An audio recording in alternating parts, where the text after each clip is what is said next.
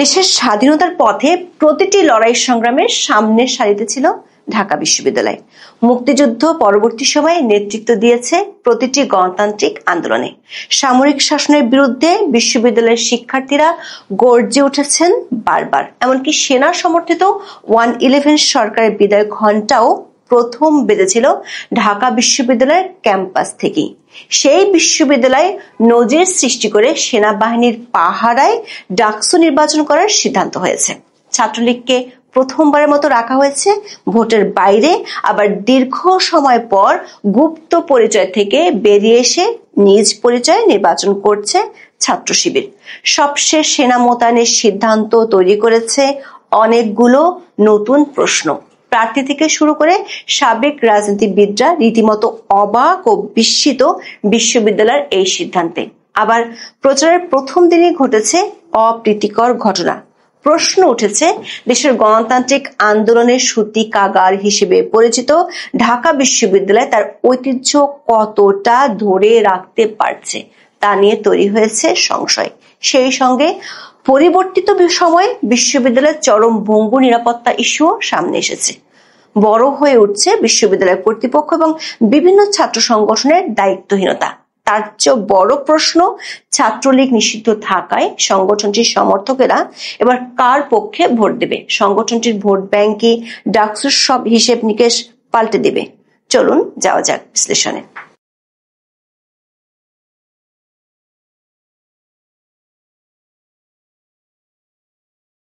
6 বছর পর অনুষ্ঠিত হচ্ছে ঢাকা বিশ্ববিদ্যালয় কেন্দ্রীয় ছাত্র সংসদ ডাকসু এবং হল সংসদের নির্বাচন। ঘোষিত তফসিল অনুযায়ী ভোট হওয়ার কথা 9 সেপ্টেম্বর। এরই মধ্যে এবারে ডাকসু নির্বাচনকে ঘিরে একের পর এক তৈরি হচ্ছে বিতর্ক। প্রায় আড়াই দশক নিষিদ্ধ থাকার পর এবার সদম্ভে ক্যাম্পাসে ফিরেছে ছাত্র শিবিরের রাজনীতি। গুপ্ত অবস্থান থেকে বেরিয়ে ডাকসু নির্বাচনে প্যানেলও দিয়েছে তারা। নির্বাচন যত ঘনিয়ে আসছে ততই ছাত্র শিবিরের সঙ্গে বিরোধে জড়িয়ে পড়ছে অন্য সংগঠনগুলো। বিশ্ববিদ্যালয়ের পরিস্থিতি হয়ে উঠছে উত্তপ্ত। দর্শক, এবার কোন ছাত্র সংগঠনই ঢাকা বিশ্ববিদ্যালয়ের সব হলে পূর্ণাঙ্গ প্যানেল দিতে পারেনি। ছাত্রীদের জন্য 5টি সহ বিশ্ববিদ্যালয়ে মোট হল আছে 18টি। এর মধ্যে ছাত্রদল সর্বোচ্চ 14টিতে পূর্ণাঙ্গ প্যানেল দিতে পেরেছে। ছাত্র শিবির ও কিংস পার্টি, এনসিপির ছাত্র সংগঠন, গণতান্ত্রিক ছাত্র সংসদ কোনো হলেই প্যানেল দেয়নি। বাকি সংগঠনগুলোর একই অবস্থা। ঢাকা বিশ্ববিদ্যালয়ের সব হল মিলিয়ে মোট 234টি পদ আছে। এর বিপরীতে প্রাথমিক যাচাই বাছাইয়ে 1108 শিক্ষার্থীর মনোনয়নপত্র বৈধ হয়েছে। ছাত্র শিবির ঐক্যবদ্ধ শিক্ষার্থী জোট এবং গণতান্ত্রিক ছাত্র সংসদের বৈষম্য বিরোধী শিক্ষার্থী সংসদের নেতাদের দাবি, নির্বাচনী কৌশল হিসেবেই তারা হলে কোনো প্যানেল দেয়নি। তবে হলের প্রার্থীদের অনেককে তারা সমর্থন দিচ্ছেন। এই কৌশল অতীতের গুপ্ত রাজনীতির অংশ কি না তা নিয়ে রয়েছে প্রশ্ন। গোপনে সমর্থনের কারণে প্রার্থী নিয়ে ভোটারদের মাঝেও তৈরি হয়েছে সন্দেহ, অবিশ্বাস। এমন এক আস্থাহীন পরিবেশের মধ্যে ডাকসু নিয়ে বিরোধ বাড়ছে ছাত্র সংগঠনগুলোর মধ্যে। বিভিন্ন কারণে বিতর্কের কেন্দ্রে রয়েছে ছাত্র শিবির। ছাত্র শিবিরের সাবেক এক নেতা বিডি নিউজকে জানান, প্রতিষ্ঠার 2 বছরের মাথায় 1979 সালে সংগঠনটি প্রথমবার ডাকসু নির্বাচনে অংশ নেয়। সে সময় তাদের প্যানেলের নাম ছিল তাহির কাদের পরিষদ। এরপর থেকে প্রতিটি নির্বাচনে তারা অংশ নেন বলেও দাবি করেছেন তিনি। 1989 সালের নির্বাচনে তাদের অবস্থান ছিল তৃতীয়। তবে 1990 সালে বিশ্ববিদ্যালয় পরিবেশ পরিষদের সিদ্ধান্তে নিষিদ্ধ হওয়ার পর থেকে ছদ্মবেশী রাজনীতিকে বেছে নেয় শিবির। এরপর 2024 সালের 5ই আগস্ট আওয়ামী লীগ সরকারের পতনের পর নতুন প্রতাপে প্রকাশ্যে এসেছে তারা। দর্শক, ডাকসু নির্বাচনে ছাত্র শিবিরের সরাসরি প্রত্যাবর্তন ঘিরে ক্যাম্পাসে চলছে নানান মেরুকরণ। সেই সঙ্গে তৈরি হয়েছে বিভিন্ন বিতর্ক এবং অস্বস্তি। আত্মগোপন থেকে প্রকাশ্যে এসে ছাত্র শিবির সবচেয়ে বড় বিতর্ক তৈরি করে টিএসসিতে জুলাই অভ্যুত্থানের বর্ষপূর্তির কর্মসূচিতে।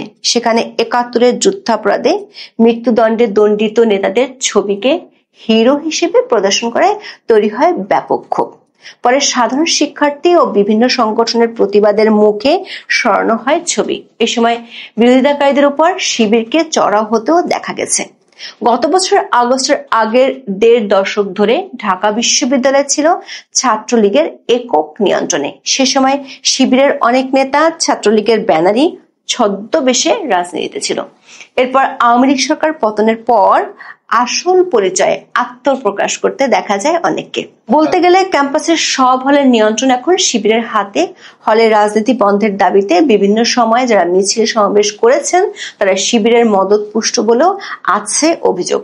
ডাকসু নির্বাচনে শিবিরের প্রার্থী হওয়া কয়েকজন অতীতে সরাসরি ছাত্রলীগের সঙ্গে যুক্ত ছিলেন। এমনকি শিবিরের জিএস প্রার্থী SM ফরহাদের নাম ছিল ছাত্রলীগের কমিটিতে। ক্যাম্পাসে শিবিরের প্রভাব নিয়ে উদ্বেগ বাড়ছে অন্য সংগঠনগুলোর। শিবিরের প্রতি বিশ্ববিদ্যালয় কর্তৃপক্ষের পক্ষপাতের অভিযোগ সরাসরি করতে দেখা গেছে ছাত্রদল এবং বাম সংগঠনকে। নির্বাচনের দিন যত এগিয়ে আসছে ক্যাম্পাসে নিরাপত্তা নিয়ে বাড়ছে উদ্বেগ। নিরাপত্তার জন্য ডাকসু নির্বাচনের তারিখ পেছানোর দরকার বলে মনে করছেন বেশিরভাগ হলের প্রভোস্ট। সে কথা তারা বিশ্ববিদ্যালয়ের উপাচার্যকে জানিয়েও দিয়েছেন। গত 22 আগস্ট কয়েকটি হলের প্রভোস্ট তাদের উদ্বেগের কথা খোলাখুলি তুলে ধরেন উপাচার্যের কাছে। নির্বাচনে সবার লেভেল প্লেইং ফিল্ড নিয়ে উদ্বেগ জানিয়ে তারা নির্ধারিত তারিখে নির্বাচনের ব্যাপারেও সন্দেহ প্রকাশ করেন। বিডিনিউজ 24-কে একজন প্রভোস্ট বলেছেন, 5 আগস্টের পর থেকে ছাত্র প্রতিনিধি হিসেবে যারা কাজ করেছে তারা মব ক্রিয়েট করে বিভিন্ন রকম হেনস্থার সঙ্গে জড়িত ছিল। তারা এসে বিভিন্ন প্যানেল থেকে নির্বাচন করছে। এতে বিভিন্ন সংগঠনের প্রার্থীদের ক্ষেত্রে প্রভাব ফেলছে। কেননা তারা নানা ক্ষেত্রে একক আধিপত্য বিস্তার করেছে। এর 2 দিন পর উপাচার্য অধ্যাপক নিয়াজ আহমেদ সাংবাদিকদের জানান, নির্বাচনে বাধা পেলে সবাইকে ডেকে সবকিছু বলে দিবেন। তার এই কথা ভাইরাল হয়েছে সামাজিক যোগাযোগ মাধ্যমে, তৈরি হয়েছে বিভিন্ন ধরনের মিম। তবে ডাকসু নির্বাচন ঘিরে বিশ্ববিদ্যালয়ের পরিস্থিতি খুব বেশি যে ভালো নয় তা প্রমাণ হলো সেনা মোতায়েনের সিদ্ধান্ত থেকে। যে বিশ্ববিদ্যালয়ের জন্মলগ্ন থেকে সেনা শাসন অথবা সেনা হস্তক্ষেপের বিরুদ্ধে ছিল সোচ্চার, সেখানে এবার ভোট হবে সেনা পাহারায়। ডাকসু ও হল সংসদের প্রার্থীদের সঙ্গে 26 আগস্ট কর্তৃপক্ষের সঙ্গে মতবিনিময় সভায় এমন নজিরবিহীন সিদ্ধান্ত হয়। কর্তৃপক্ষ যেসব নিরাপত্তা আয়োজনের কথা বলেছে তাতে মনে হতে পারে 9 সেপ্টেম্বর রীতিমতো যুদ্ধাবস্থার মধ্যে থাকবে ঢাকা বিশ্ববিদ্যালয়। ভোট কেন্দ্র ঘিরে থাকবে 3 স্তরের নিরাপত্তা ব্যবস্থা। প্রথম স্তর সামাল দেবেন বিশ্ববিদ্যালয়ের বিএনসিসি ও প্রক্রিয়াল টিমের সদস্যরা। দ্বিতীয় স্তরে থাকবে পুলিশ। সবশেষে তৃতীয় স্তরে বিশ্ববিদ্যালয়ের 7টি প্রবেশ মুখে স্ট্রাইকিং ফোর্স হিসেবে অবস্থান নেবে সেনাবাহিনী। ঢাকা মহানগর পুলিশও চলছে সাজ রব আয়োজন। ডিএমপি জানায়, রিটার্নিং কর্মকর্তাদের নির্দেশনা অনুযায়ী পুলিশ বাহিনী দায়িত্ব পালন করবে। ইতিমধ্যে নিয়োজিত করা হয়েছে টহল টিম। ডাকসু নির্বাচনে সেনা মোতায়েনের ঘোষণায় ব্যাপক প্রতিক্রিয়া তৈরি হয়েছে।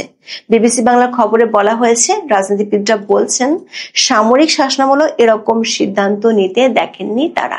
অতীতে জাতীয় নির্বাচনের সময় সেনা মোতায়েন করতে দেখা গেলেও বিশ্ববিদ্যালয়ের ছাত্র সংসদ নির্বাচনকে ঘিরে এ ধরনের সিদ্ধান্ত বাংলাদেশের ইতিহাসে নজিরবিহীন।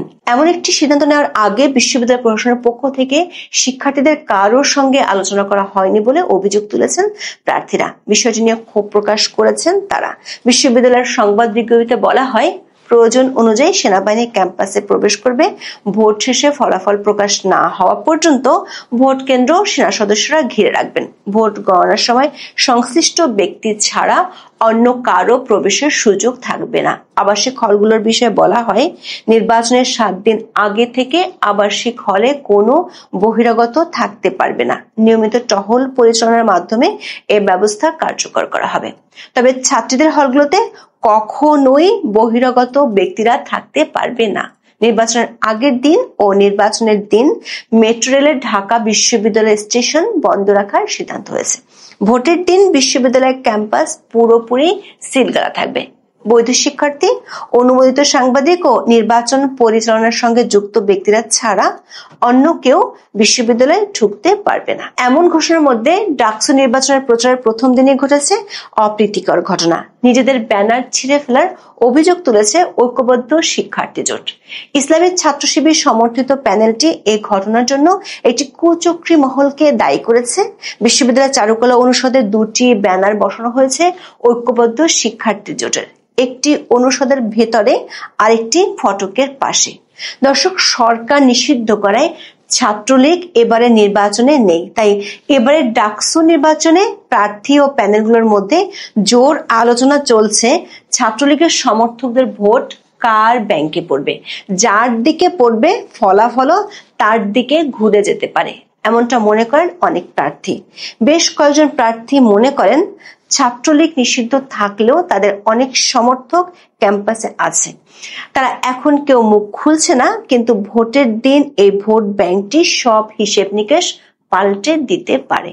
অনেকেই মনে করেন নন মুসলিম ভোটার আছে প্রায় 4,500। এই ভোট ব্যাংকটিও অনেক বড় নির্ধারক হতে পারে। তবে সবকিছু ছাপিয়ে ঢাবি ক্যাম্পাসে জলপাই রঙের পোশাকের বিচরণ দেখা গেলে সেটি নিঃসন্দেহে নতুন ইতিহাস তৈরি করবে।